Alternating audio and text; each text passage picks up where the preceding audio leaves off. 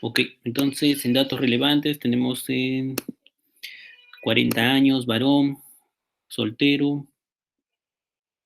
¿RS qué es? Primera relación sexual, doctor. Número de parejas sexuales 5. ¿Es un dato relevante esto? Doctor, según a lo que hemos orientado nuestro diagnóstico, podría ser un dato relevante. ¿Por qué? Es que analizando el caso clínico, doctor, el paciente no tiene ningún antecedente, no ha tenido patologías, sin embargo presenta diferentes signos y buenos síntomas que a una persona normal no se le, o sea, no se le complicaría. Por ejemplo, una tos no se le complicaría a una persona que está en un perfecto estado, por lo cual estábamos sospechando que de repente el paciente tenga una enfermedad de transmisión sexual, por lo cual su sistema inmunológico estaba deprimido. Por eso lo consideramos como datos relevantes. Claro, ya, te entiendo, pero haber iniciado relaciones sexuales a los 15 años es un factor de riesgo de VIH. No, solo el número de parejas, sí. Ya. Número de parejas sexuales 5 en toda su vida. Decía mayor a 5. Mayor de 5 decía la historia. Sí. Sí. ¿Les parece mucho ese número?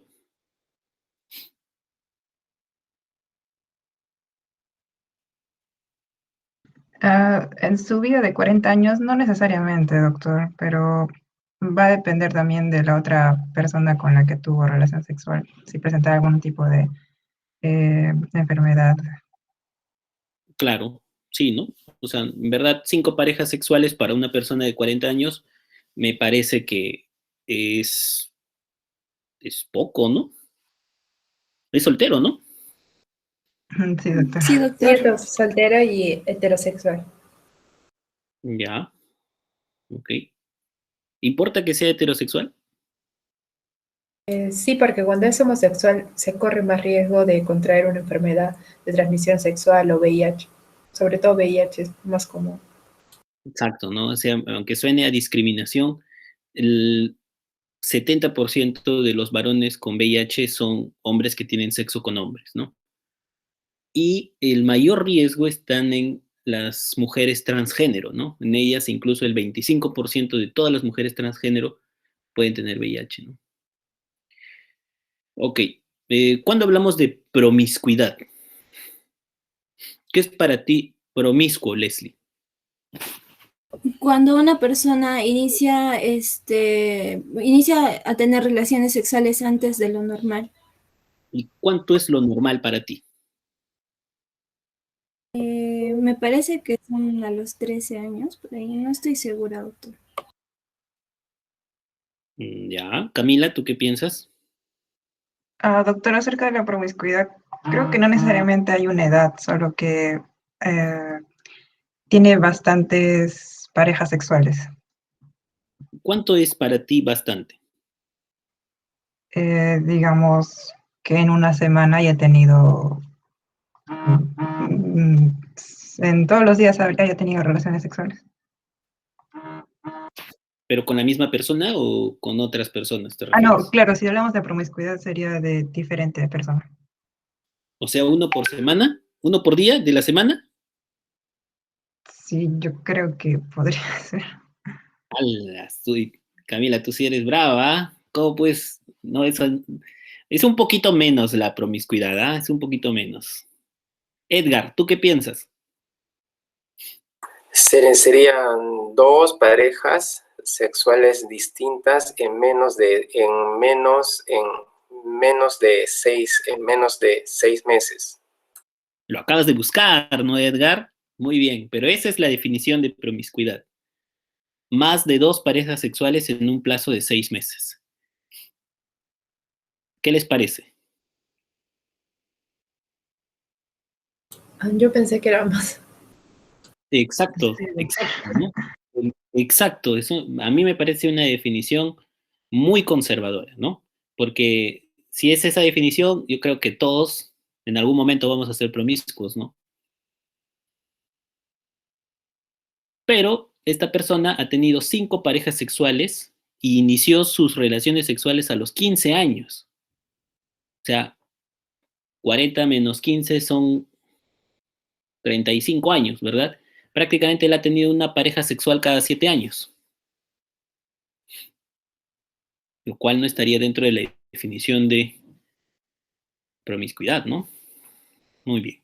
Viajes recientes, Lima, Oxapampa, La Merced y Huancayo. ¿Qué les parece eso? Creo que sí va, doctor, como dato relevante porque por ahí hay enfermedades endémicas y posiblemente nuestro paciente haya adquirido alguna de ellas.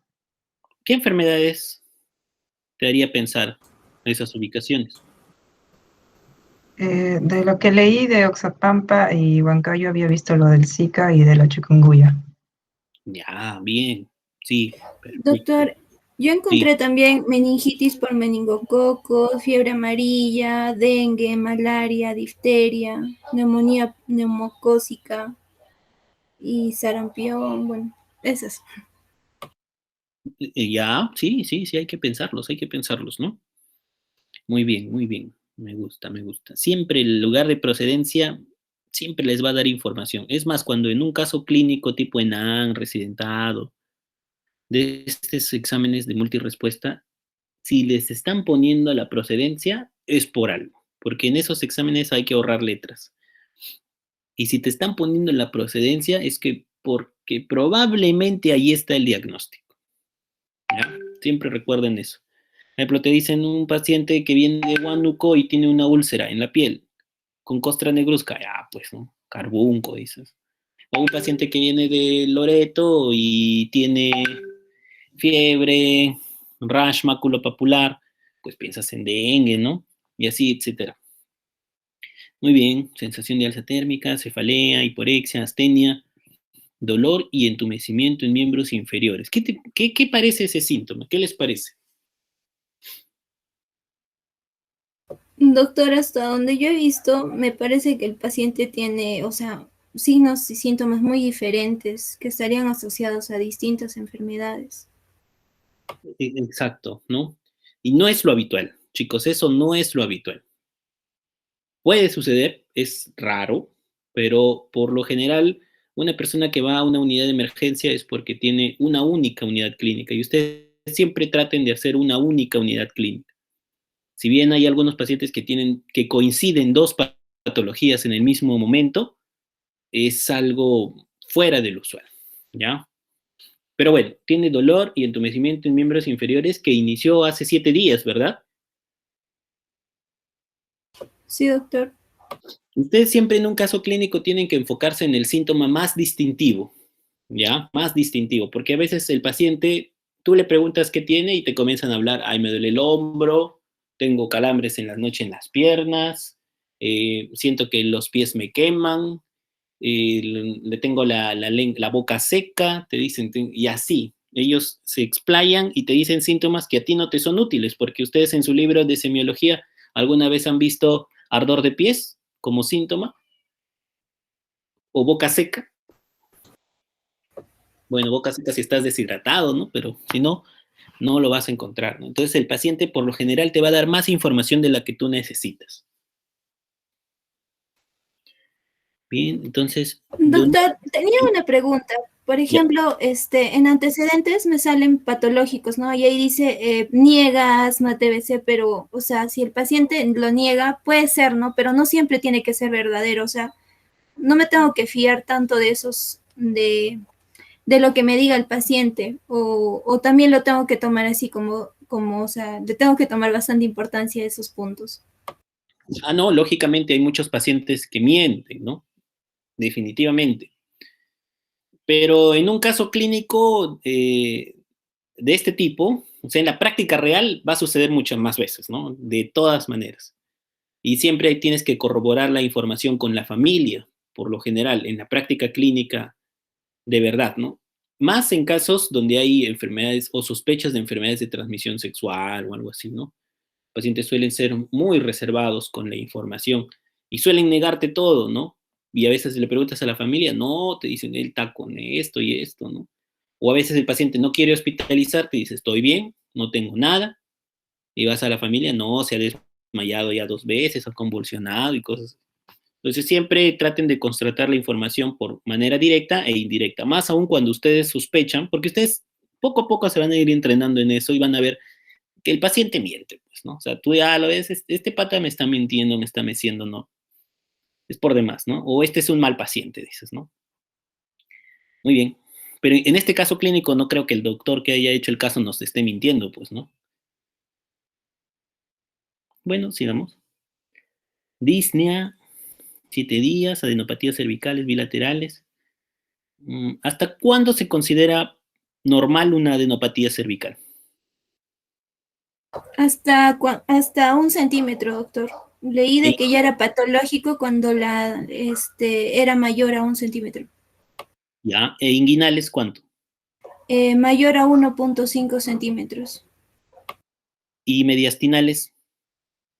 Ese sí no encontré, doctor. Te agarré, Leslie. No. Más de 1 centímetro también es patológico, ¿ya? Es más de 0,5 ya comienzas a describirlo, ¿no?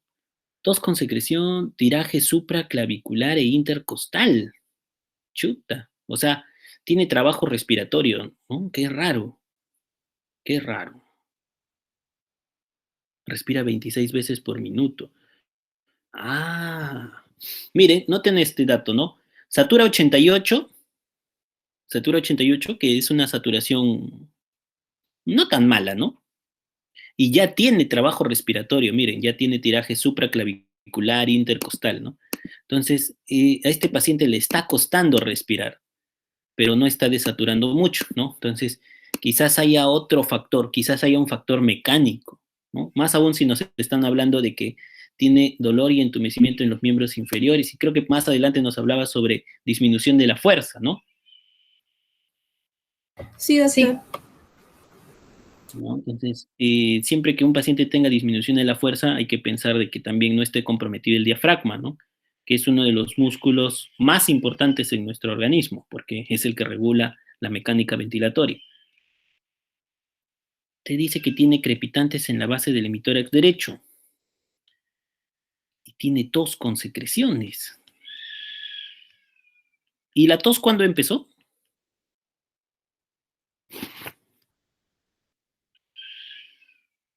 el día de su ingreso, él refiere que tiene tos, pero no especifica hace cuánto. Bueno, y tiene crepitantes, y tiene cuadriparesia flácida distal. Reflexia osteotendinosa en miembros superiores y en miembros inferiores, pues, ¿no? Y tiene rigidez de nuca. Bueno, esto sí tienen que desdoblarlo, chicos, ¿no? No me lo pueden poner así todo pegado. Uno sería cuadriparesia flácida. Otro sería arreflexia, ¿no? Hiperestesia. Y el otro sería rigidez de nuca, ¿no?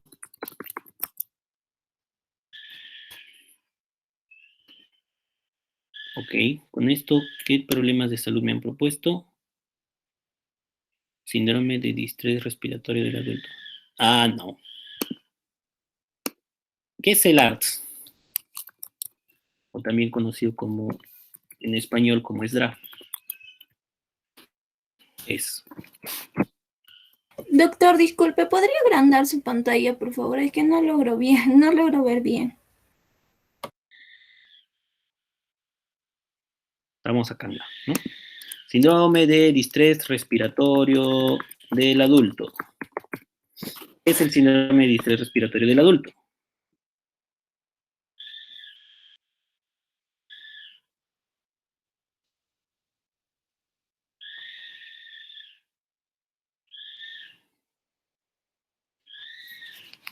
No es lo mismo insuficiencia respiratoria que síndrome de distrés respiratorio del adulto. No es lo mismo.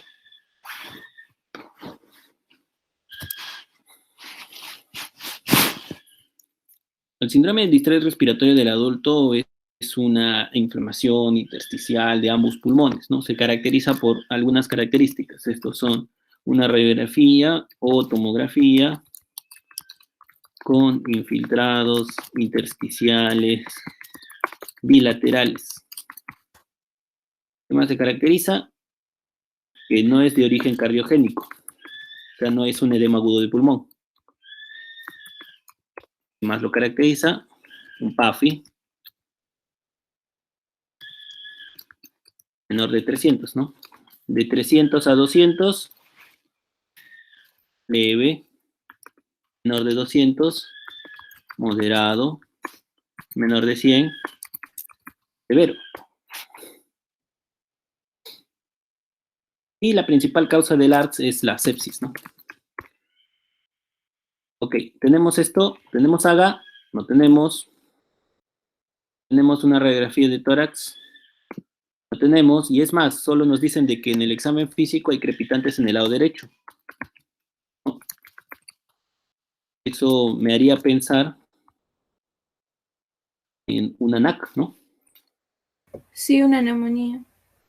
O en el contexto de alteración de la ventilación por parálisis diafragmática, también podría pensar en una telectasia, ¿no? Crepitantes pueden aparecer en neumonía y también en la telectasia. Recuerden de que los crepitantes es una manifestación por lo general ¿de qué?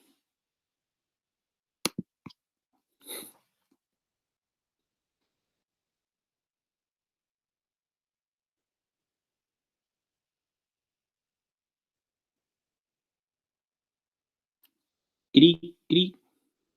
Ah, de líquido, doctor. Pensé que no nos estaba preguntando. Luego tenemos, ya no es ARDS, ¿ya? Insuficiencia respiratoria, sí pueden poner que es una insuficiencia respiratoria aguda, ¿no? Porque está desaturando. Bien. Neuropatía periférica.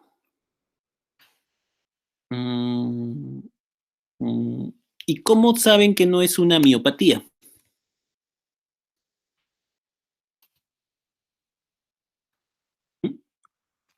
¿No podría ser una miastenia gravis?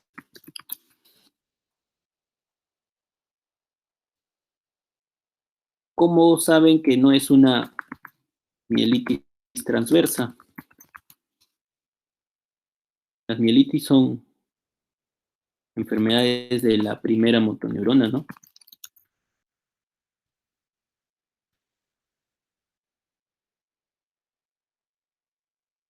¿Cómo saben que es una mielitis flácida aguda? Doctor, para poder confirmar eso, necesitaríamos una electromiografía. No siempre, pero recuerdan que los problemas de salud son indiscutibles. Sí, doctor. Bueno, yo le pondría aquí cuadriparesia. Y cuadriparesia flácida todavía. Aguda. ¿Ya? Ok. Si bien la presencia de los reflejos osteotendinosos disminuidos me inclinaría a una patología nerviosa periférica, todavía no puedo asegurar de que es una neuropatía periférica, ¿no?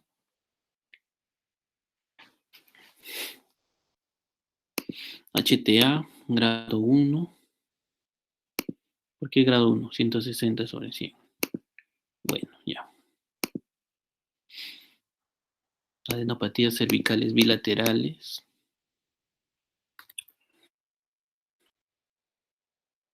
Y CIRS, un foco no especificado.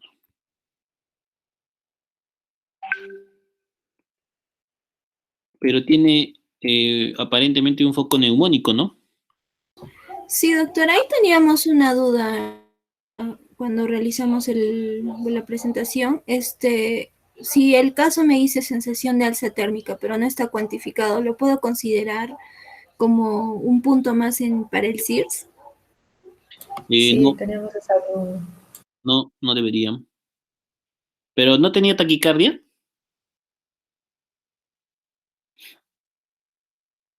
Taquipnia, doctor. No, Taquicardia no. no, No. taquicardia no. Ujú. No lo pueden incluir como SIRS porque, uy, esto lo van a escuchar muchas veces, ¿no? Doctor, ¿no? Y tenía fiebre, doctor. ¿Y cómo le tomaste la temperatura? No le tomé, pero tenía fiebre interna, doctor. Y así las personas, esto es muy, muy subjetivo, ¿no? La sensación de alza térmica. Tiene que ser documentada y siempre traten de decirle a los pacientes que lo documenten, ¿no? Con un termómetro.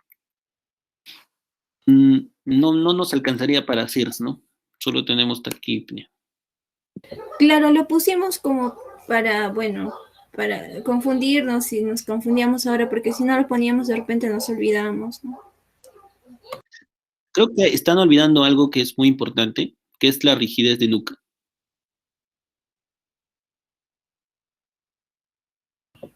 Sí, doctor. ¿no? Porque tiene cefalea. Lo pondríamos como síndrome meningio. Sí, normalmente el síndrome meningio es cefalea, rigidez de nuca, náuseas, vómitos, ¿no? Ujú. Pero en este caso, si tienes rigidez de nuca y cefalea, ya es suficiente como para justificar una punción lumbar, ¿no? Ya.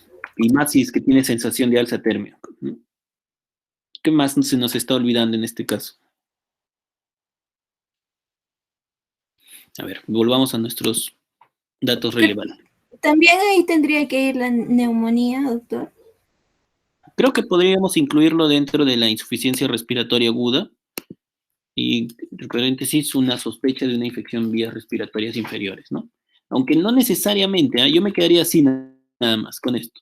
A Doctor, descartar una infección de vías respiratorias inferiores, porque también podría ser una telectasia, ¿no? Como claro. les dije, están por ahí había de que están pensando en un síndrome de Guillain-Barré.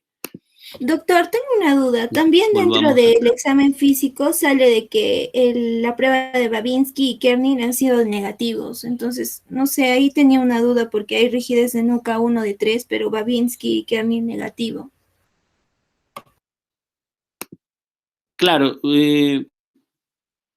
o sea, no todas las meningitis te van a dar signos de primera motoneurona, ¿eh? Es más, es algo infrecuente.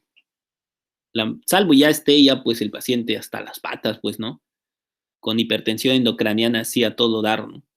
Pero normalmente una meningitis no te afecta la primera motoneurona, ¿no? Lo que creo que te quiere decir eso, de que no tiene Babinski, de que la patología no está en la primera motoneurona, esta cuadriparesia flácida, ¿no? Y eso le da más soporte al cuadro de síndrome de Guillain-Barré, ¿no? Porque si fuese una mielitis transversa o una parálisis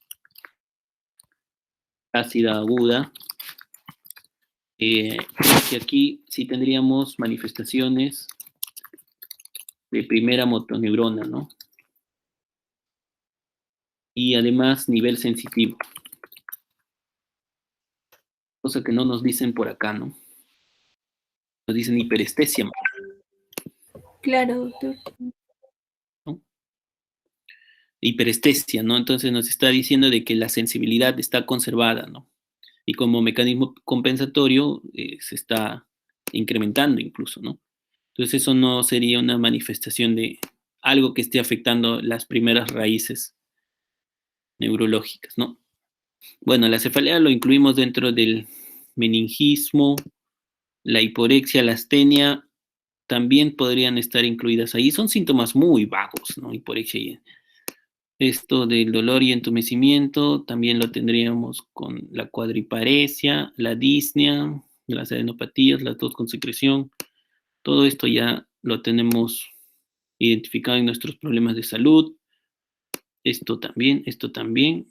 Sí, creo que no se nos va nada, ¿no? Todo está involucrado dentro de nuestros problemas de salud.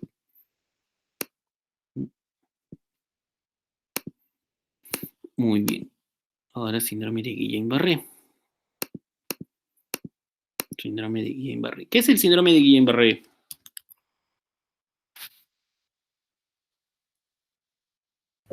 ¿Cualquiera, doctor, o voy a preguntar a alguien? Cualquiera. Ya, es un trastorno del sistema inmunitario, en el cual el organismo mismo, el organismo ataca lo que son los nervios y le causa hormigueos, debilidad, pérdida del equilibrio y a veces parálisis también. Doctor, yo leí que estaba asociado a una infección previa y el sistema inmune lo que hace es que no reconoce a nuestros nervios como propios y va a generar una reacción inmunoinflamatoria. Y en algunos casos lo que hace es que desmieliniza los nervios. Ya. Doctor, yo leí que aparte también se podía contagiar de frente por un virus de Coxsackie-virus. Y bueno, esto suele ser muy poco común. Y en sí esta patología no lo consideraban no letal, ¿no? Tenía un 3 a 6% de letalidad.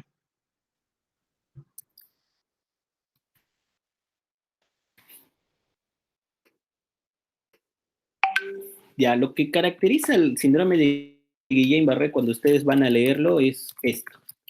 Cuadriparesia flácida, aguda, ascendente e hiporreflexia. Eso es lo que tiene que tener un paciente con síndrome de Guillain-Barré. Nuestro paciente tiene cuadriparesia flácida, aguda, aparentemente ascendente. Nos dicen de que él solo cuando ha venido a la emergencia tenía debilidad en los miembros inferiores, pero no describe nada de miembros superiores, ¿no? Doctor, ¿sí menciona Sí, miembros sí superiores? menciona. Sí, ¿Sí tiene? Al ingreso, el día de su ingreso. a ver, yo acá solo leí Eh, miembros en inferiores. Doctor, en el relato dice que el paciente refiere debilidad muscular, entumecimiento en ambas extremidades superiores que no las afectó a los miembros inferiores también. O sea, empezó en los miembros superiores. Sí, es lo que dice en el relato.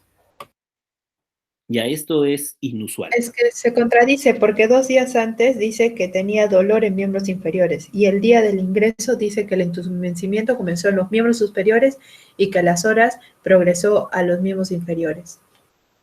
Claro, sí, se está contradiciendo, ¿no? Se está contradiciendo. Tienen mucha razón, doctores.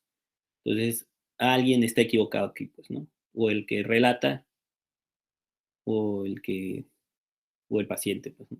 Pero igual, pues, ¿no? O sea, si ustedes están recolectando la información, tienen que darse cuenta de que sea congruente, ¿no? Pero hay algunas formas de síndrome de Guillain-Barré atípicas. Y sí, esto se ha descrito incluso aquí en Perú en el brote del 2018, formas atípicas, ¿no? Que empezaba en un brazo y luego se iba al otro, ¿no? O que empezaba en un brazo y en una pierna y luego se iba al otro lado del cuerpo. Puede suceder, ¿ya? Pero lo clásico es eso, que empiece en las piernas de manera distal y que vaya ascendiendo progresivamente hasta afectar los miembros superiores y en algunos casos también puede afectar a la musculatura del diafragma, ¿no? Y es ahí donde el paciente necesita soporte mediante ventilación mecánica. Ok, esto es lo característico. ¿Qué más es característico? Antecedente de una infección. ¿Y esta infección qué es? Respiratoria, de piel, gastrointestinal. ¿Qué es lo que caracteriza esto?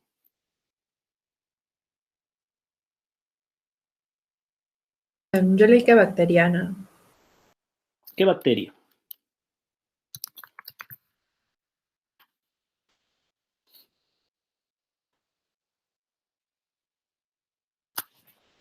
Disculpe, doctor, ¿cuál era la pregunta? No lo he escuchado bien. A esta enfermedad lo caracteriza, en algunos casos, no en todos, el antecedente de una infección. Esta infección es respiratoria, gastrointestinal, de piel, urinaria. Doctor, yo había leído que en la mayoría de los pacientes, o bueno, creo que en la mitad de los pacientes, eran infectados, creo que era una infección digestiva por el Campylobacter. Y de ahí se presentaba lo que era el Guillain-Barré. Pero también se presentaba por diferentes infecciones, por el Epstein-Barr, por el virus también, incluso la hepatitis E, por citomegalovirus, y también había de la influenza también. O también era causado por incluso una previa vacunación por la influenza. Y de ahí se desarrollaba lo que era el síndrome de Guillain-Barré. Perfecto, perfecto. Así es, ¿no? Entonces, se lo ha relacionado íntimamente con Campylobacter jejuni. Bien.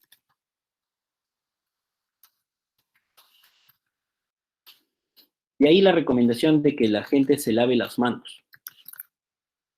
Cuando hubo el brote del 2018, ¿recuerdan?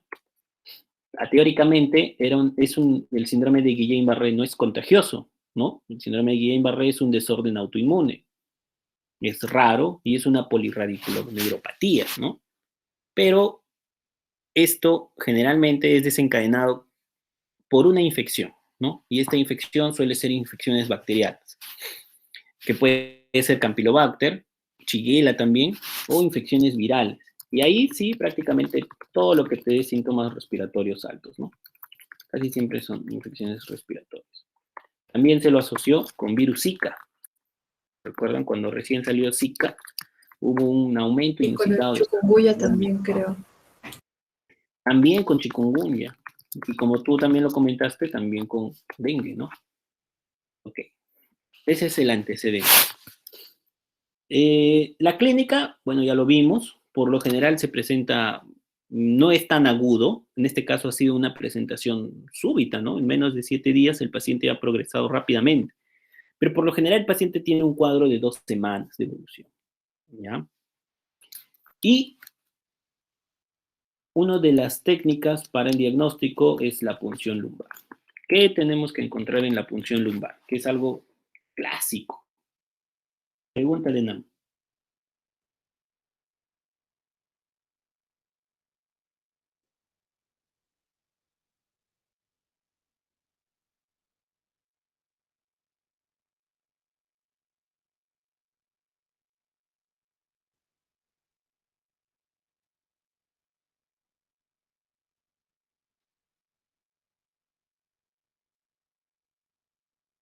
Doctor, sí lo había leído, pero no recuerdo bien. Era algo de las proteínas, creo que tenían que estar elevadas. No recuerdo muy bien. ¿Alguien recuerda?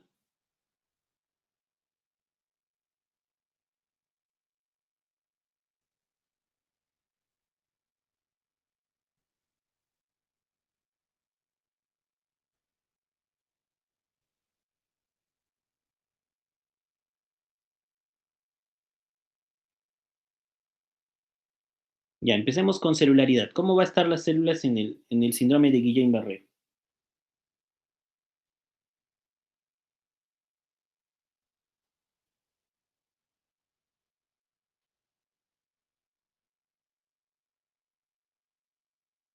En el líquido cefalorraquídeo, doctor, Claro. yo leí que había 10, algo de 10 leucocitos por metro cúbico.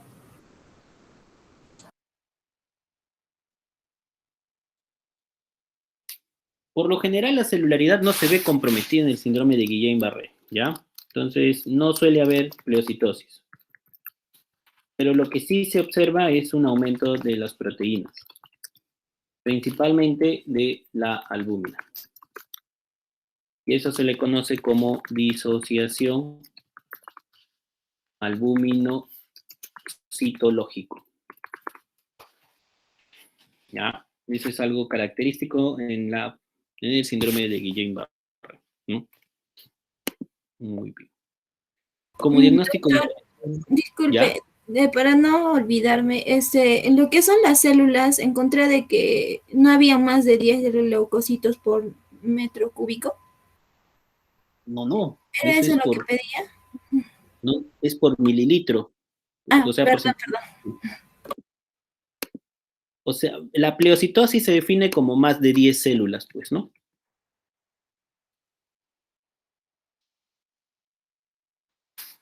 Eso es pleocitosis, ¿no?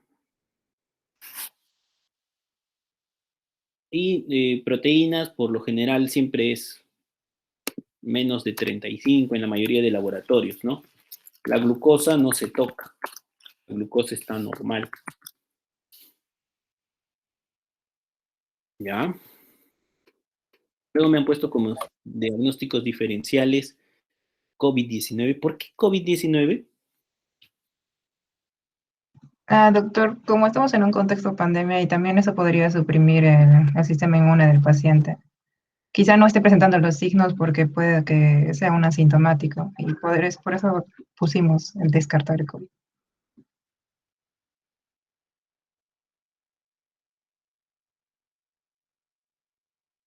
Perdónenme, chicos, un momento, ¿ya?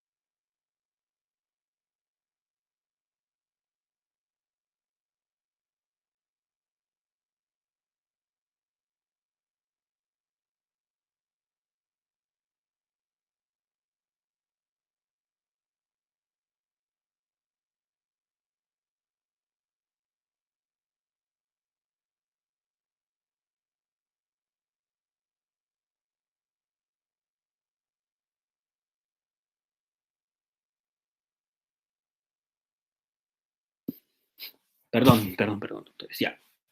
Ok. De nuevo, ¿por qué COVID-19? Doctor, porque como estamos en contexto de pandemia, quizá este paciente no esté presentando los signos y síntomas, ¿no? Puede que sea una persona asintomática, pero también había leído que estaba incluido el COVID-19 que podía preceder a lo que es el Guillain-Barré. Es sumamente inusual, ¿ya? Sumamente inusual, pero sí hay que considerar. Síndrome Claro, meningio. doctor, pero también el paciente, o sea, presenta malestar general, disnea, sensación de alza térmica y también podría ser considerado por eso, ¿no? ¿Que tenga dos patologías, te refieres, Leslie? ¿O que todo es por el COVID? No, puede que tenga dos patologías, o sea, que esté asociado o algo así. Sería raro, ¿no? Pero bueno, sí. Lo que sí, tal como lo indicó Daniela, el COVID-19 está dentro de las causas de síndrome de Guillain-Barré y hay algunos reportes de casos muy inusuales, pero existen, ¿no? Entonces me parece coherente pensar en COVID-19. Más que Doctor, síndrome meningio, soy perdón, Camila. Camila, perdón, Camila, perdón. El otro, no, síndrome meningio no, pues, ¿no? Ya lo hemos puesto dentro de nuestro problema de salud, lo que tendríamos que pensar es una meningitis aguda, ¿no? Pensarían en una meningitis aguda viral, bacteriana, fúngica. ¿Qué tipo de meningitis pensaríamos en este paciente?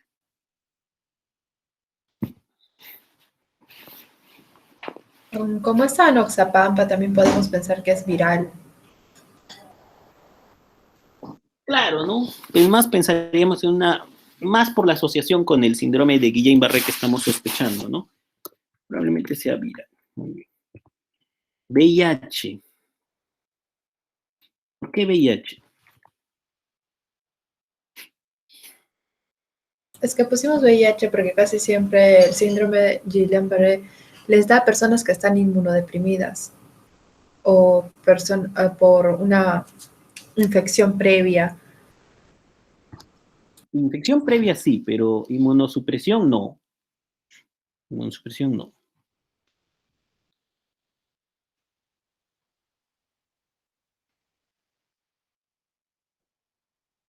¿Por qué VIH? Susténtenme bien esto. Edgar, ¿todavía estás acá con nosotros? Sí, ¿cómo se llama, doctor? Sí. Edgar, ¿por qué VIH? Bueno, como usted dijo que no tiene mucho que ver la ¿cómo se llama? Supresión con la alteración en el, ¿cómo se llama? Reconocimiento de nuestros propios nervios, como es el caso en el síndrome de Guillain-Barré. Así que pienso que esa parte se debe de descartar. Me estás floreando, Edgar, ¿ah? Me estás floreando. A ver, Do- sí. Ay, ya, doctor, yo le quería decir más o menos por qué pensamos bueno, en VIH. Como ya le había comentado, el paciente tiene signos y síntomas muy diferentes. Y yo al inicio, antes de, o sea, de ver lo de la cuadriparesia, reflexia, yo pensaba que el paciente podía presentar una neumonía, porque tenía varios signos y síntomas. Entonces, yo decía, pero si este paciente no tiene ningún antecedente ni nada, ¿por qué una neumonía se le tendría que complicar? Y como también en el caso clínico que nos ha planteado el doctor, pone, ¿no? Eso de cuando inició sus relaciones sexuales y su número de parejas, dije, bueno, de repente también puede estar, el caso puede estar direccionado a una enfermedad de transmisión sexual, por eso es de que el sistema inmunológico está deprimido. Y era por eso de que también teníamos que descartar todas las enfermedades de transmisión sexual, no solo el VIH, sino también la hepatitis y eso. Más o menos por eso lo habíamos puesto. Bueno, pero ya conversamos de que esas características de hábitos sexuales no son de riesgo, ¿no? O sea, yo siempre pregunto eso a todos los pacientes, igual les pregunto procedencia, pero no por eso siempre voy a pensar en VIH, ¿no? Salvo sean positivos, ¿no? En este caso han sido datos negativos. Ahora, el VIH sí se ha asociado con síndrome de Guillain-Barré, pero en forma de primo infección, o sea, cuando una persona recién se contagia, no como una reactivación, ¿no? O sea, no en un paciente con una enfermedad avanzada. De todas maneras, me parece que sí, debe ir. NAC debe ir, descartar infecciones epidemiológicas. Zika, chikungunya, ya. ¿Y por qué hepatitis B y C?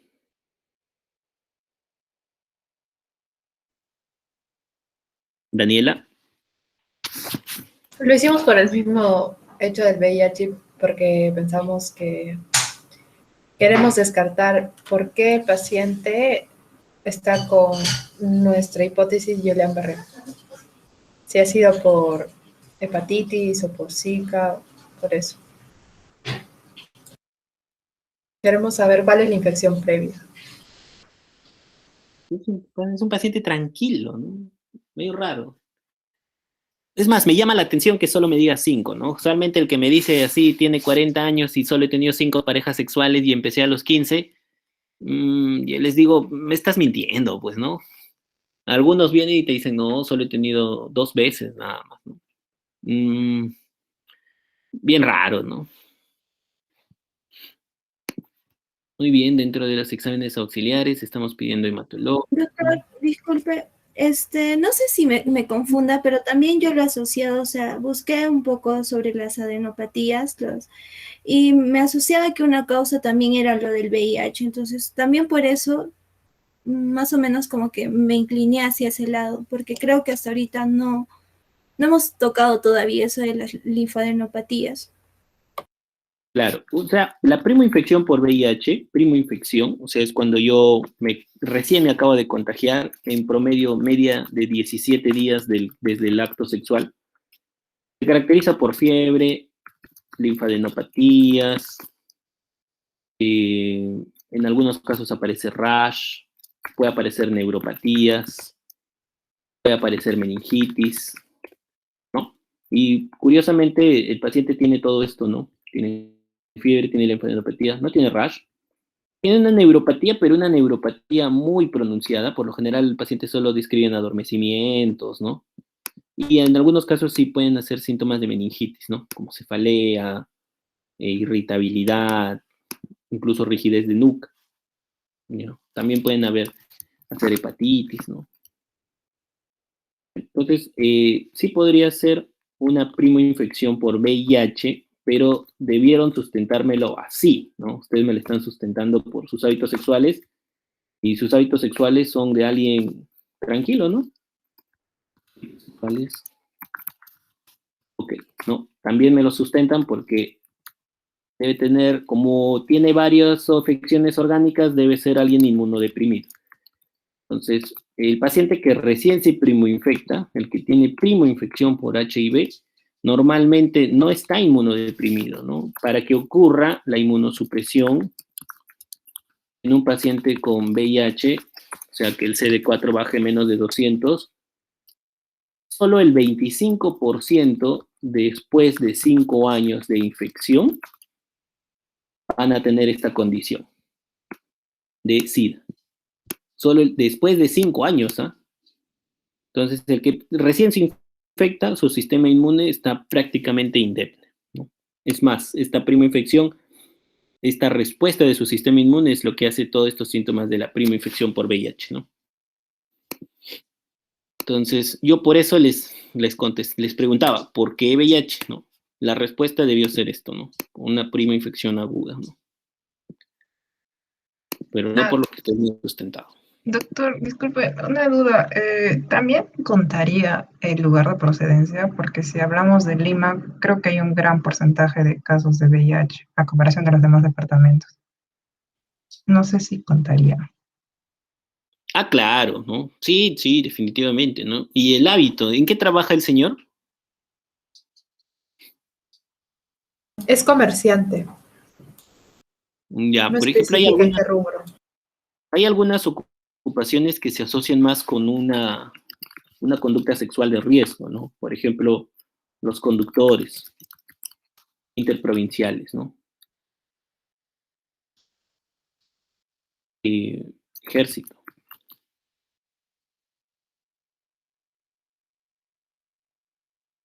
¿Qué más tenemos acá? Médicos, etc. Son conductas que se asocian con mayor riesgo de ETS, ¿no? Pero comerciante no, ¿no? ¿Qué más te llamaría la atención en este señor que tiene 40 años y es soltero, ¿no? No es habitual. Como dice el dicho, soltero maduro. Bueno, ¿qué más le vamos a pedir? Hemograma, NADA, una BCG, Doctor, una urea, consulta. ¿El creatinina. diagnóstico Glucosa no. diferencial puede entrar parálisis flácida? Glucosa no, no nos sirve.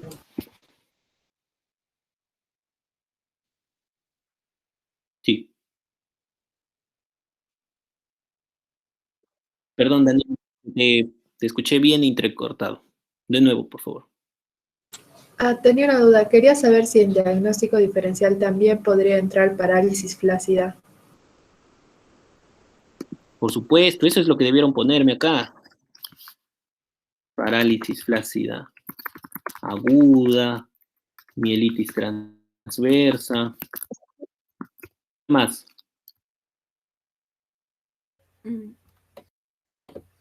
Citomegalovirus, doctor. Dentro de los diagnósticos diferenciales, pues, ¿no? O sea, acá Zika, chikungunya, CMV, Epstein-Barr, etcétera, ¿no? Todos los que virus herpes simple, ¿no? Pero siempre acá el síntoma cardinal en este paciente es la debilidad, ¿no?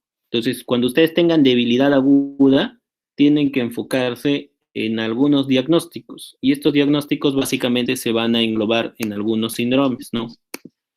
Ustedes tienen debilidad aguda. Esta debilidad aguda puede ser por enfermedades de la primera motoneurona, enfermedades de la segunda fotoneurona, enfermedades de la unión neuromuscular.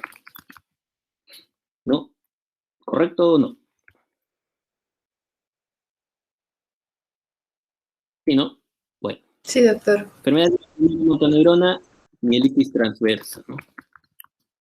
De cajón.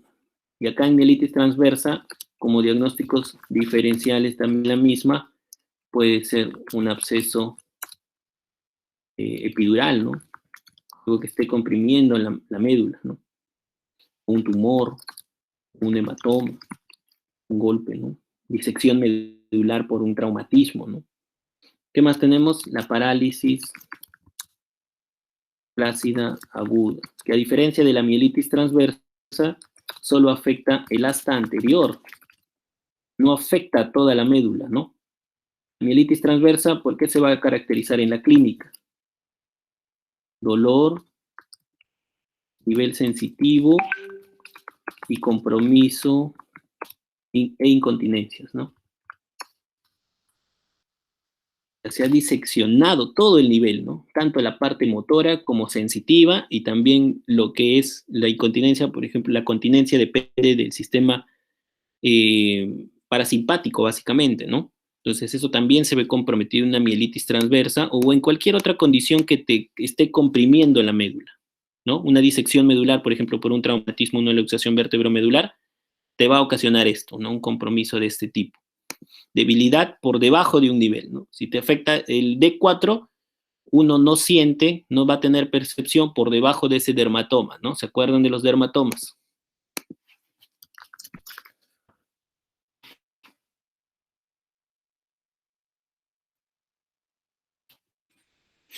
Está medio maluño mi internet, ¿no? ¿Me escuchan bien? Sí, doctor.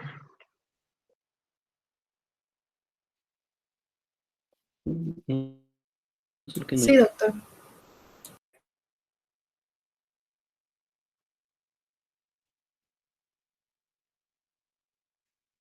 ¿A que no me escuchan bien o a que? Ahora Ahora sí sí se está está. cortando. Sí.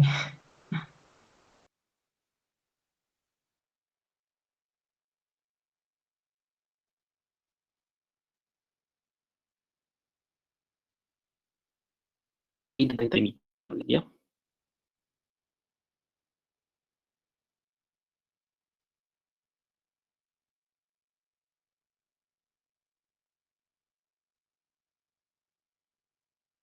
Pásenme el link por WhatsApp.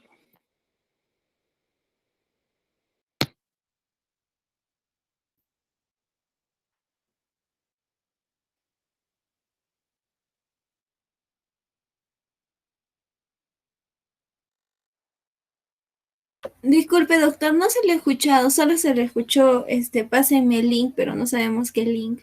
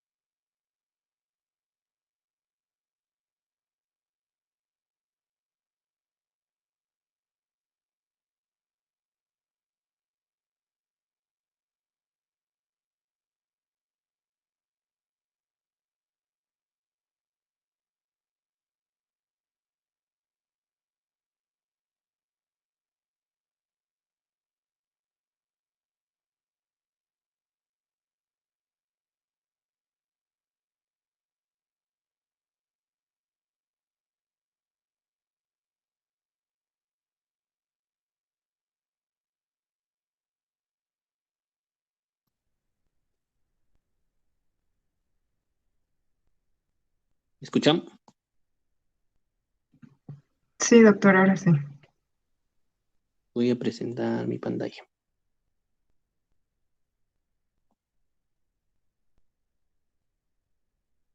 ¿Me ven, no?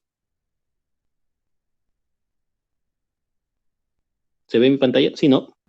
Sí, doctor. Sí, Sí, sí, doctor. Mm,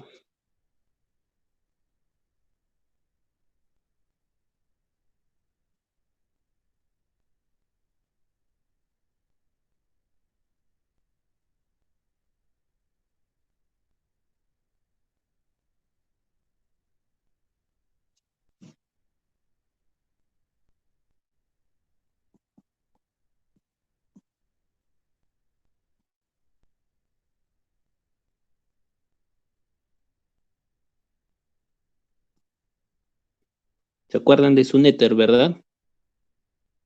Sí, doctor.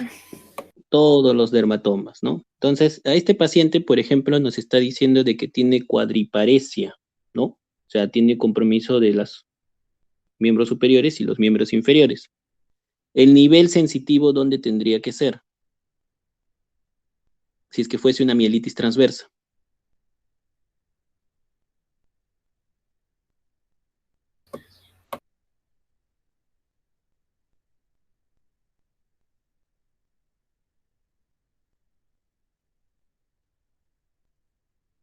Doctor, ¿se refiere a dónde se encuentra la lesión en la médula espinal? Por supuesto. En la zona posterior. Pero a nivel de qué dermatoma me refiero, ¿a qué raíz nerviosa?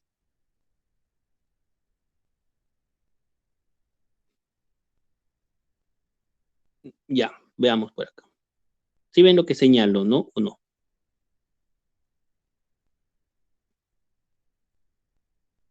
Se ve la imagen, pero no logramos ver el puntero.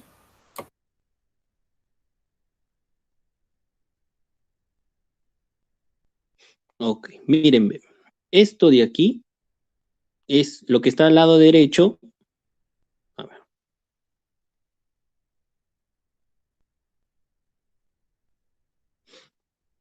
Ya. Todo esto es la médula, la columna vertebral, y por estos agujeritos pasan la médula espinal. Cada una de la médula espinal tiene una raíz nerviosa. Si yo tengo una enfermedad que me inflama a este nivel, al nivel del C8, es una mielitis transversa, está haciendo una inflamación de toda la médula espinal a este nivel. Raíces nerviosas, sensitivas, como motoras, ¿no? Y también todo lo que es el sistema parasimpático que va a contener la continencia, ¿no? Urinaria y también fecal. Si yo tengo una lesión a este nivel, lo que va a corresponder es de que el paciente no va a sentir nada por debajo de esto. O sea, el paciente aquí, yo le pongo una aguja, no lo siente. Le pellizco, no lo siente. Le pongo calor, no lo va a sentir. Y por supuesto, tampoco no va a poder mover nada. Bien, todo esto desde el C8. Todo esto ya no podría mover. ¿Dónde está el diafragma? El diafragma, ¿quién lo contiene? ¿Qué raíz nerviosa?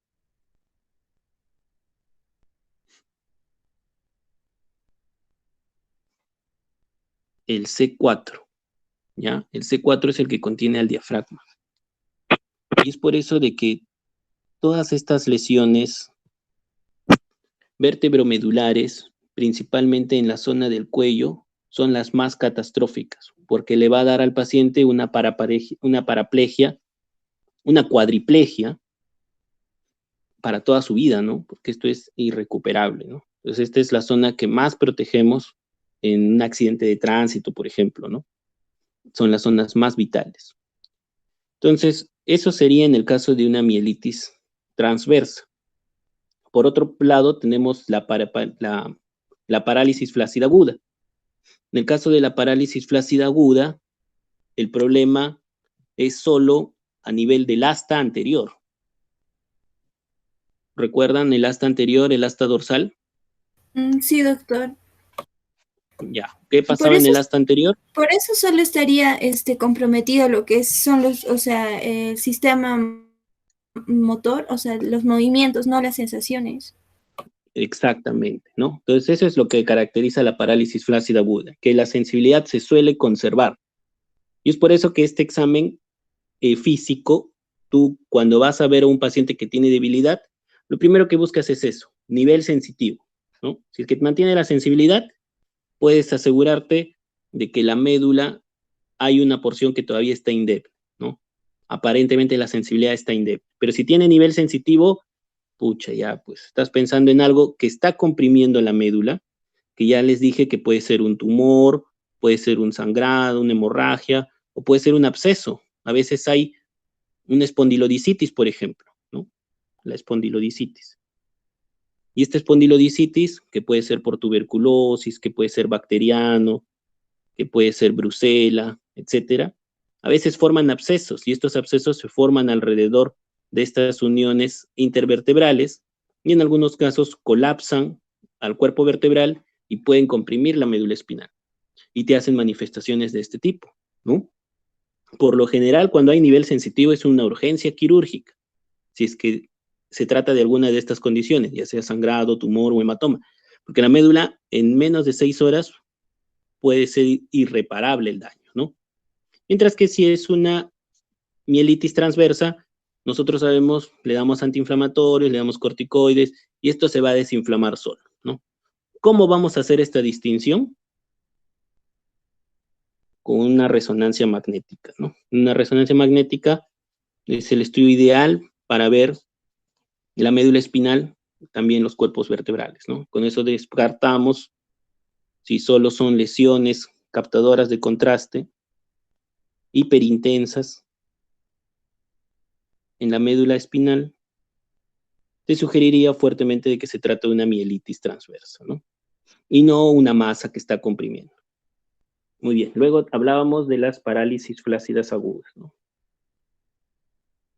La parálisis flácida está afectando, como les dije, el asta anterior. Entonces estamos hablando también de primera motoneurona. Manifestaciones de primera motoneurona, en primer lugar, los reflejos osteotendinosos están aumentados o disminuidos. Disminuidos. Aumentados.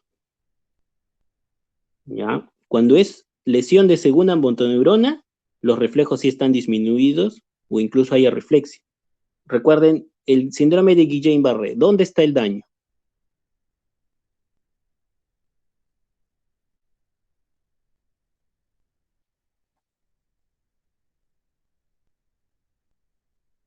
El síndrome de Guillain-Barré es una polirradiculopatía. El daño está en estas fibras, acá, ¿no? Específicamente hay anticuerpos contra GLP1, me parece que es. Me corrigen si me equivoco. ¿Está bueno? Ya. ¿Hay debilidad en una lesión de primera motoneurona? Sí. En la segunda motoneurona también lo hay. ¿Cómo está el tono muscular? ¿Aumentado o disminuido? Disminuido. Aumentado. Ya, miren, ve. Hoy día hemos hecho clase de HTLV, ¿no? Sí, doctor. Me voy por acá. Creo que ya, lo voy a eliminar mejor.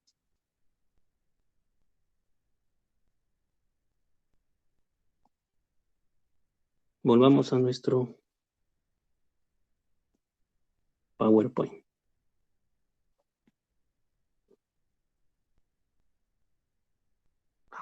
O tal vez en Google encontremos algo.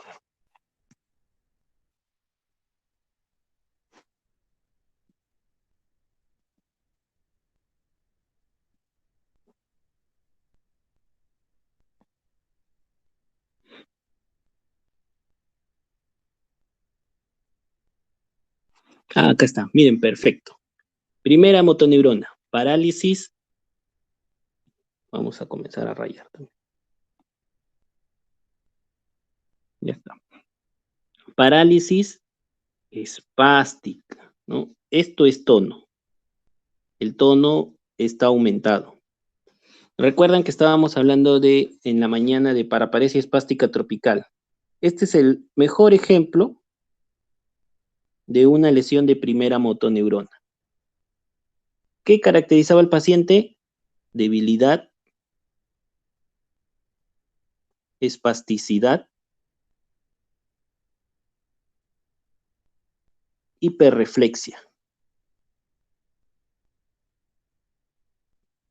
Y en algunos casos, cuando la enfermedad ya estaba avanzada, se observaba incontinencia de esfínteres, ¿no? Todo eso se encuentra en lesión de primera motoneurona. La paraparesia espástica tropical es una lesión de primera motoneurona. Hay espasticidad, bueno, se atrofia el músculo por desuso, lógicamente. No hay fasciculaciones. Ah, ya, esto es algo también importante. ¿Qué son las fasciculaciones, chicos?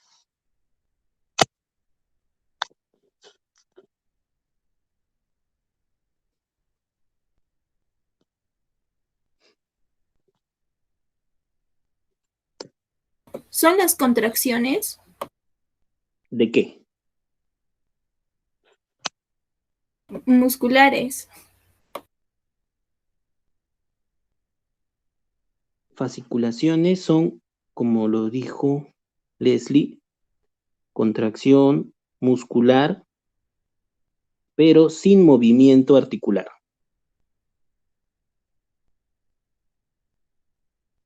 Y probablemente ustedes en algún momento de su vida lo habrán percibido, que un músculo comienza a contraerse de la nada, pero no está moviendo sus articulaciones. No mueve su codo, no mueve su hombro, no mueve su pierna, ¿no?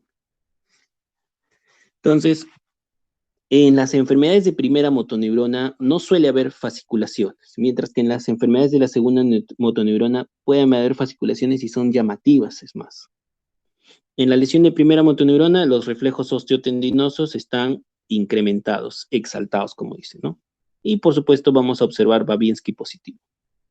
Entonces, nuestro paciente nos están diciendo de que es una parálisis flácida, de que tiene reflejos osteotendinosos abolidos y que no tiene respuesta plantar extensora. Extensora es el Babinski, ¿no?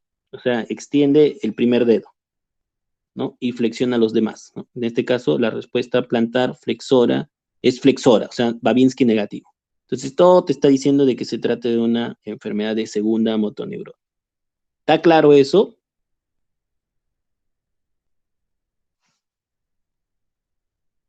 Sí, doctor. Sí, doctor. ¿Seguros o me perdieron? Con el cuadrito fue mejor. Ya. Ok, sigamos. Ya, entonces en diagnóstico diferenciales, ya. Enfermedades de la segunda motoneurona, decíamos, la principal son las polirradiculopatías, ¿no? Y estas polirradiculopatías, la principal es síndrome de Guillain-Barré. Y luego tenemos las enfermedades de la unión neuromuscular. Y en estas sí tenemos la famosa miastenia gravis, el síndrome de Eaton-Lambert, el síndrome de Miller-Fisher. Pero a diferencia de estas otras enfermedades de las motoneuronas, suele haber afección óculo-bulbar. ¿Qué quiere decir eso?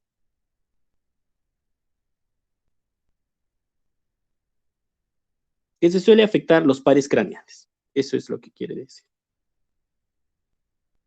Bueno, veamos el caso resolviéndolo el del doctor. Nos dice que es un síndrome febril, una neumonía adquirida en la comunidad, que puede ser por neumococo, influenza o peptostreptococos, en el caso de que sea una neumonía aspirativa, una Doctor, disculpe, arbovirosis. vemos negra su pantalla. No vemos nada.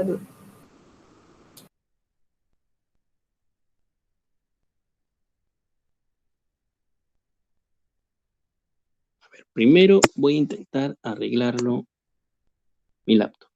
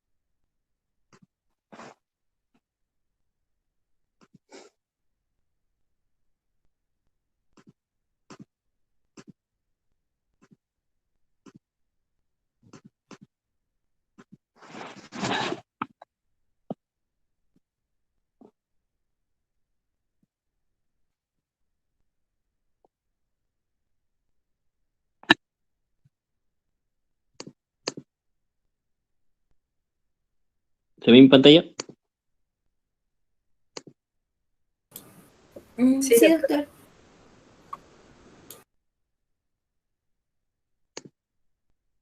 doctor. Bueno, sigamos. Ya, arbovirosis, dengue, zika, fiebre amarilla, muy raro, ¿no? Tuberculosis, micobacterium no tuberculosis. Si es que fuese una espondilodicitis, sí podrían ser alguna de estas patologías, ¿no? Mononucleosis infecciosa, TOSH, virus Epstein-Barr y un síndrome retroviral agudo, ¿no? Como les dije, ¿no? Pensar en algo agudo. Síndrome de Guillain-Barré, parálisis flácida, polineuropatías desmielinizantes agudas, diagnóstico etiológico. En verdad, ellos no son el diagnóstico etiológico, ¿no? El síndrome de Guillain-Barré es un desorden autoinmune. Plan de trabajo.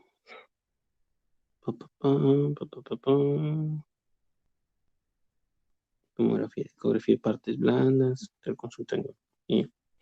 Bueno, estos son los análisis que reencontraron en el paciente. Hemoglobina 13, leucocitos 10.000, plaquetas 379.000, creatinina normal, bilirrubina normal, la GOT un poquito alta, casi insignificante, la GGTP también un poco alta, la LDH normal, la glucosa normal, el PCR un poquito alto, poquito.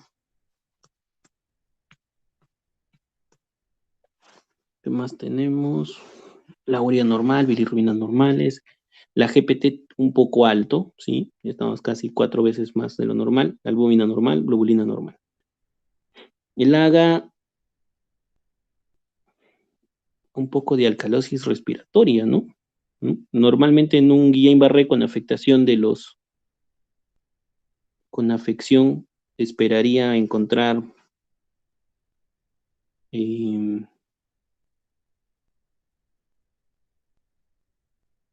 está mejor. En un Guillain-Barré lo que yo esperaría encontrar es que el CO2 esté un poco más alto, ¿no? Muy bien. Luego, bicarbonato 27, sodio, potasio, cloro normal. Siempre que un paciente tenga debilidad muscular hay que descartar de que tenga hipocalemia, ¿no? Potasio bajo produce parálisis también muscular. Y también la hipercalcemia también puede producir debilidad muscular, por si acaso. Miren, satura 83, pero en el AGA tiene presión de oxígeno 81. O sea, ve, 83 con FIO 21 y algo mal debe haber ahí. Bueno, le hicieron resultados de serología, dengue negativo, prueba rápida para fiebre amarilla negativo, antígeno de superficie de hepatitis B negativo, core total de hepatitis B negativo, prueba rápida de VIH indeterminado. Ajá. TORCH pendiente resultado, EFNA y BCA pendiente resultado y monotest de no resultado. Bien, entonces nosotros para el diagnóstico del VIH, normalmente el virus del VIH entra a las células de Langerhans, tiene un contacto con ellas y luego es presentado a los linfocitos T de los ganglios, ¿no? Por lo menos son los ganglios intraabdominales y luego llega a la sangre. Más o menos para que el VIH pueda ser detectado por una carga viral en sangre, tienen que haber pasado aproximadamente 10 a 15 días desde la primoinfección. ¿Ya? Luego de los 15 días podemos detectar un antígeno del VIH que es el antígeno P24. Este se detecta entre los 15 a 20 días de la infección. Y luego podemos detectar al VIH por anticuerpos, ¿no? Anticuerpos. Y estos anticuerpos comienzan a hacerse positivo entre los 20 a los 30 días de la infección. Bien, entonces, si yo tengo una persona que está presentando una primoinfección por VIH, primoinfección, o sea, una infección súper aguda, como les dije, la media de los pacientes que tienen una primoinfección son pacientes que se han infectado hace 17 días. Entonces, por anticuerpos, lo más probable es que no lo pueda captar, ¿no? Quizás si le hago una prueba de P24, que está incluido en el famoso ELISA de cuarta generación lo pueda detectar a este paciente en este periodo. Pero le han hecho una prueba rápida de VIH. La prueba rápida de VIH no contiene el antígeno P24, ¿no? El ELISA de cuarta generación detecta anticuerpos y también detecta al antígeno P24. Por eso es de que puede diagnosticar infección por VIH a partir de los 15 días del contagio. ¿Ya? ¿Está claro eso? Sí, doctor. Sí, doctor. Bien. La ecografía de partes blandas te dice adenopatías reactivas, ¿ya? No malignas. Y miden 1.78 y las otras de 1.3. Mide más de 1 centímetro. Axilares, 1.7. Inguinales, 2.2. Entonces, el señor tiene linfadenopatía periférica múltiple, ¿no? Porque tiene compromiso de más de 2 cadenas ganglionares. Cadena ganglionar cervical, cadena ganglionar axilares y cadenas ganglionares inguinales. Linfadenopatía periférica múltiple. Radiografía de tórax, no hay nada, ¿no? Miren, no hay neumonía acá, no hay neumonía acá. Pero en la tomografía sí se ven lesiones. Y estas lesiones, si se dan cuenta, son, miren, son bronquiectasias. ¿Lo ven el bronquio? Está dilatado, ¿no? Lo puedo dibujar, miren. Puedo dibujar este bronquio. Son bronquiectasias. Y alrededor de estas bronquiectasias, ¿qué observamos? Micronódulos, miren. Micronódulos. Micronódulos, micronódulos. Micronódulos. ¿Qué parece esto? Esto no, esto parece esto, mira. Un árbol que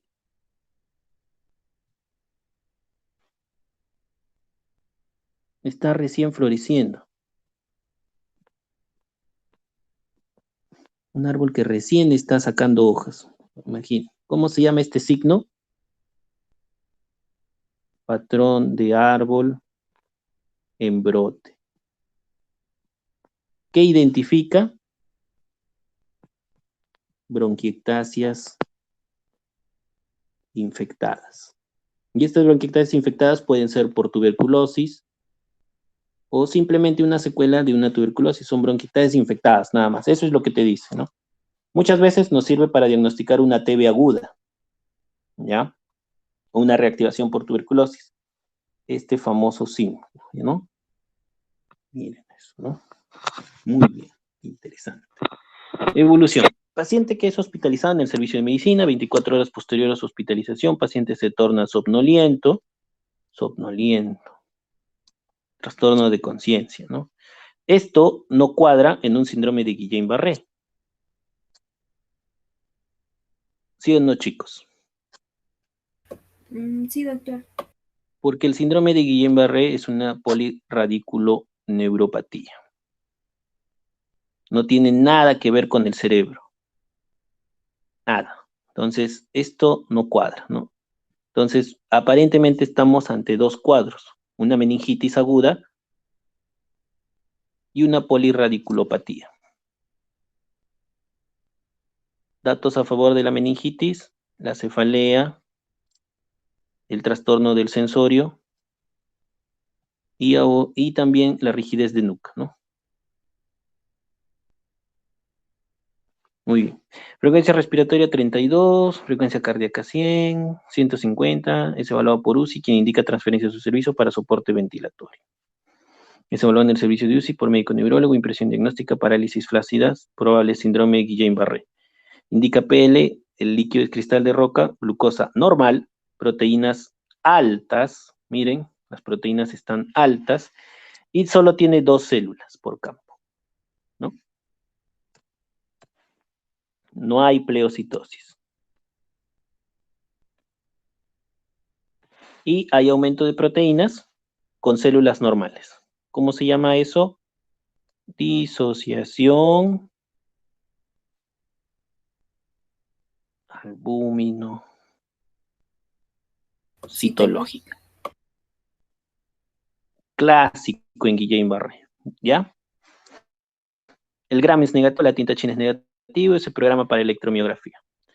Evolución, toxoplasma negativo, IgG de toxoplasma positivo, IgM citomegalovirus negativo, IgG de citomegalovirus positivo, IgM negativo, ELISA de cuarta generación, reactivo. ¿Ven? Le hacen carga viral de VIH, millones y millones de copias. ¿Por qué? Porque esta fase, la primoinfección, es donde el paciente con VIH tiene la mayor carga viral de toda su enfermedad. En la clase les comentaba de que si yo tengo contacto con una persona con VIH, mantengo relaciones sexuales, la posibilidad de que yo me contagie es de 0.8 por 1000 relaciones sexuales. Pero si yo tengo sexo con alguien que está en su primoinfección, la posibilidad de que yo me contagie es de 1 en 50 relaciones sexuales. O sea, aquí es donde ocurre el mayor riesgo de infección. ¿Y por qué ocurre el mayor riesgo de infección? Porque está teniendo la mayor carga viral de toda la enfermedad. Esta carga viral. Miren, ¿cuántos millones son? 102 millones de copias por mililitro de sangre. Y si tiene 5 litros de sangre, ya pues imagínense, son billones y billones, ¿no? Trillones, creo. Entonces, el diagnóstico final es un síndrome de Guillain-Barré asociado a VIH, un síndrome retroviral agudo por VIH, una meningitis aséptica asociada a VIH y una neumonía adquirida en la comunidad versus neumonía aspirativa. Más que esto, yo diría unas bronquiectasias infectadas, ¿no?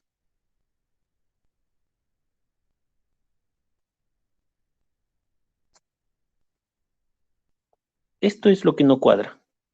¿Por qué haría bronquiectasias infectadas, no? Pero bueno, interesante el caso, ¿no?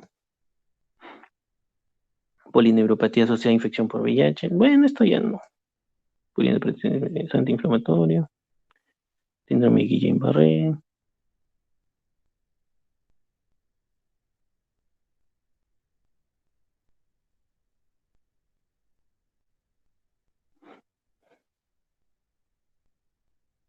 Miren, la escala de Brixton.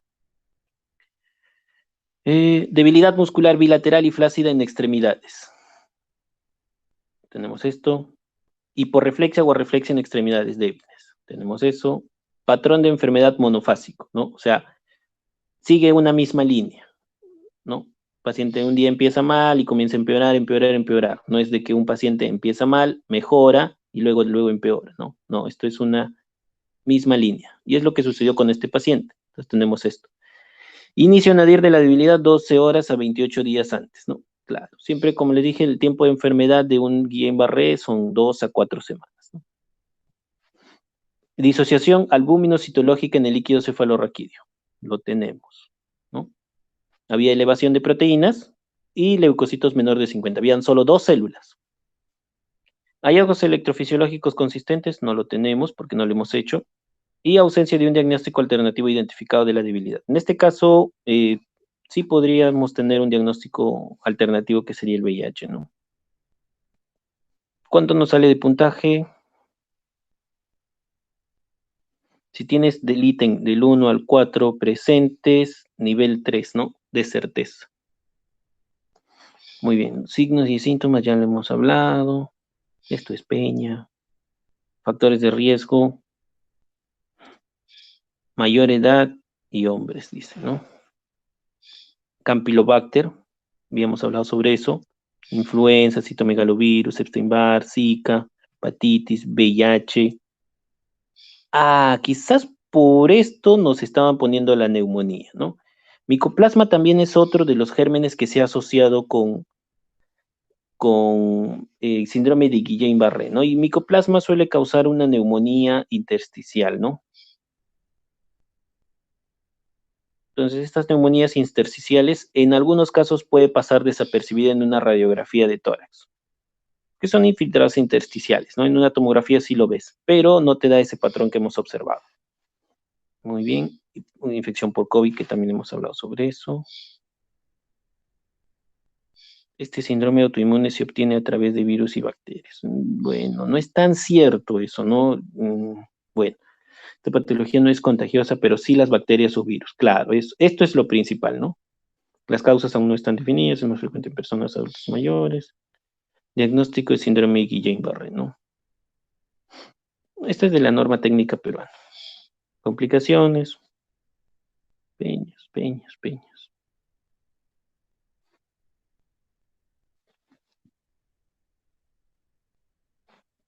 Esto fue lo que sucedió en el 2019. Miren el incremento inusitado de casos en Perú, ¿no? En el 2018 hubo un incremento de casos en Trujillo, que llamó un poco la atención, ¿no? Pero en el 2019 hubo un pico de casos en varios lugares del país, también hacia la semana del invierno. Este 2020 también estamos observando un nivel de alerta. Normalmente, miren, esta es la incidencia de casos de Guillain-Barré en el Perú. Miren cómo estamos observando. Esto probablemente sea por COVID, ¿no? Aquí, en este estudio, hay un artículo de la revista de Medicina Experimental de Salud Pública del INS, donde lo que encontraron es enterovirus D68, que el enterovirus D68 es el principal causante de parálisis flácida aguda, o también conocido como mielitis flácida aguda, ¿no? Entonces, algo que llamó la atención, ¿era Guillain-Barré o era una parálisis flácida aguda? ¿Cuál es la importancia clínica? Que esto sí es contagioso, ¿no? Porque esta enfermedad, la parálisis flácida aguda, o sea, la mielitis flácida aguda, esta enfermedad sí es contagioso, ¿no? Es por un virus que está infectando directamente a la médula espinal. Y esto sí es causa de mucho peligro, ¿no? Esto hace que hayan cuarentenas, ¿no? Mientras que el Guillain-Barré es un desorden autoinmune, ¿no? Teóricamente no es algo contagioso, ¿no? También se encontró a Salmonella, se encontró Campylobacter, entre otros. Luego se los mando. ¿Y ahora cómo pasó?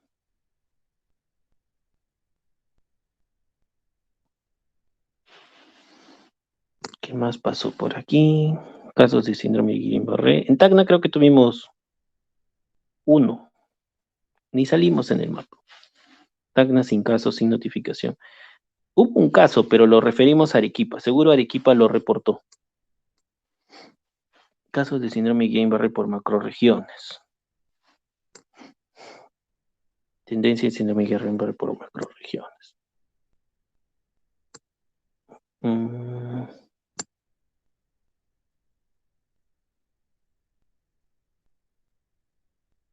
Ya, esto también es algo importante.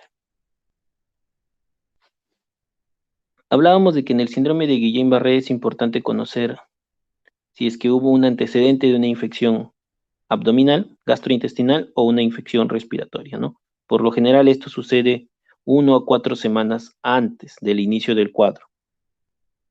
Y lo otro es de que en este caso, en este brote de Guillain-Barré que ha habido en el Perú, fue un poco inusual, ¿no? A pesar de que el libro te dice que es ascendente, esto solo se presentó en el 56% de casos. Un 33% fueron descendentes.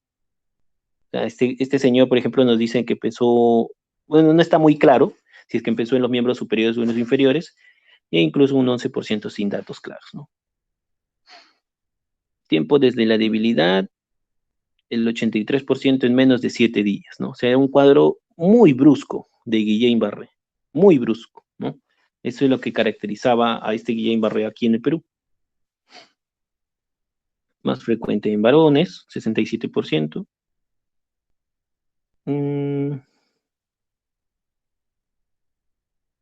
Bueno, ahora es de notificación obligatoria, los síndromes de Guillain-Barré, parámetros clínicos, caso descartado. Ya, esto es algo también importante. la punción lumbar, idealmente, estos cambios de la disociación suelen observarse en la segunda semana.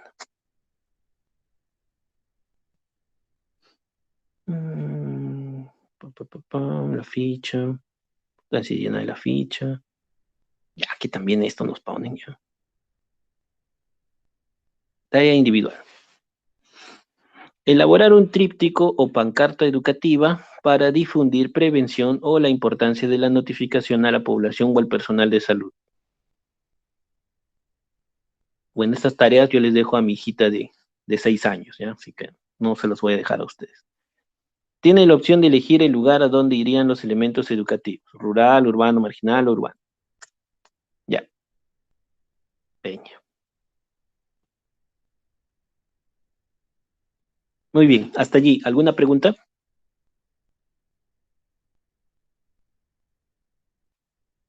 Por mi parte, no, doctora, quedó claro. Yo tampoco tengo ninguna duda, doctor. Yo tampoco, doctor. Edgar, ¿sigues vivo?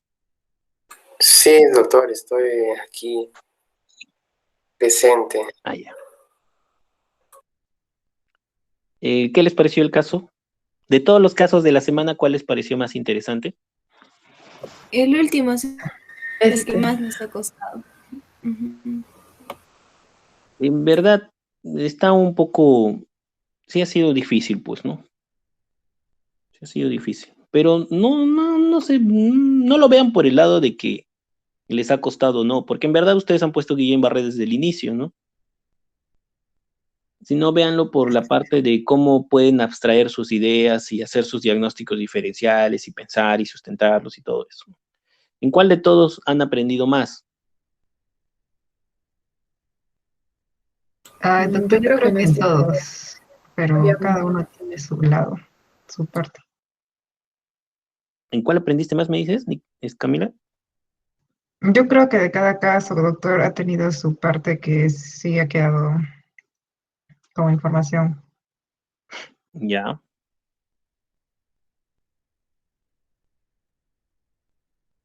Ok, Sí, también, chicos. doctor. Yo creo que cada caso nos ha ayudado como que a mejorar en la siguiente y tomar más apuntes también para ver qué es lo que más nos debe importar y todo eso.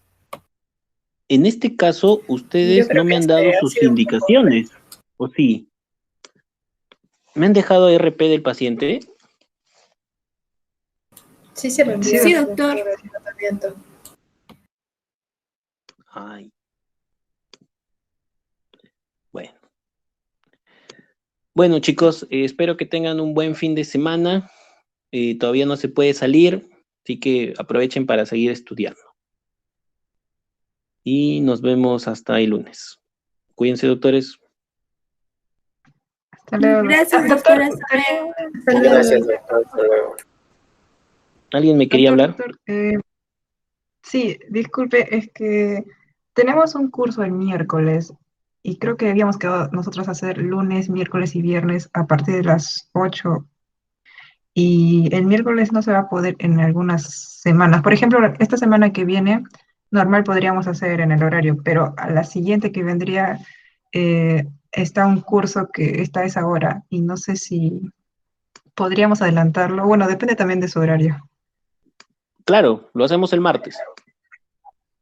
El martes o el jueves, o el mismo día, pero una más a las 6 de la tarde podría ser.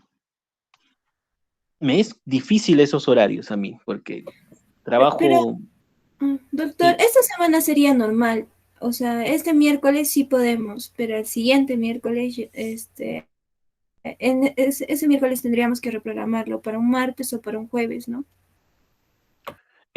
ya, o sea, lo hacemos, ese día lo hacemos martes, pues, ¿no? Claro, pero la siguiente semana entonces normal miércoles a las 8 de la noche. Ya, 8 prefieren, no 8:30.